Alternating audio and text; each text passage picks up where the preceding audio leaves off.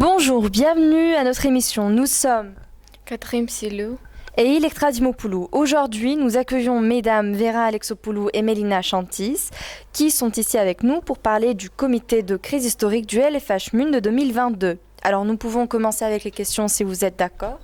Très bien. Bien sûr. Qu'est-ce que c'est le comité de crise historique et de quoi consiste-t-il? Donc déjà, le comité de la crise historique est un comité hors de l'Assemblée générale qui met en avant et évalue les crises du passé, des crises communes à l'histoire de la planète et des conflits qui ont des impacts internationaux. On peut la comparer à un voyage dans le temps qui permet de comprendre le déroulement et les mécaniques d'avancée des conflits concernés.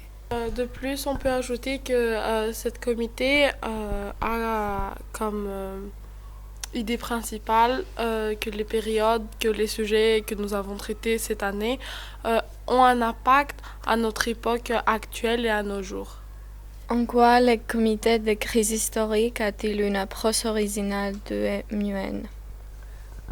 Premièrement, du coup, ce comité est un comité qui n'existe pas réellement au sein de l'Organisation des Nations Unies. Les délégués sont demandés de se placer dans le passé, où les résolutions passées par les acteurs internationaux de l'époque ne coïncident pas forcément aux décisions que vont prendre les délégués durant les débats. Cela permet d'offrir une nouvelle perspective sur l'histoire et comment les décisions et les réactions internationales face à ces conflits peuvent influencer les relations dans les décennies à venir.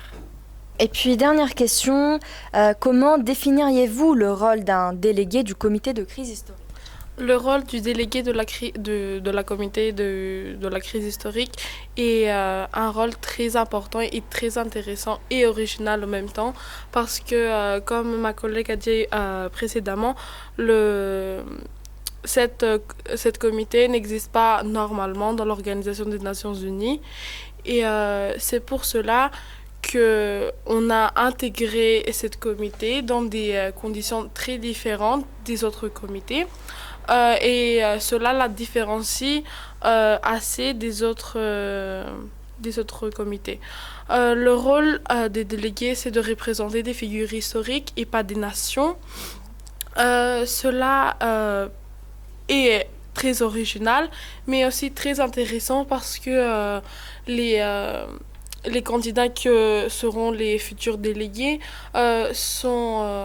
vont se mettre en place et vont intégrer l'idéologie des figures historiques pour les interpréter après dans leurs résolutions, dans leurs arguments et dans leurs discussions pour trouver des différentes solutions. De plus, les délégués vont, comme j'ai dit précédemment, vont se mettre dans l'idéologie de chaque personne historique. Cela veut dire que même s'ils sont contre ou pour, ils vont comprendre comment la société se déroulait pendant cette époque et l'impact que ces personnages avaient, que normalement est très important. Très bien, nous vous remercions pour cette interview. Merci à vous.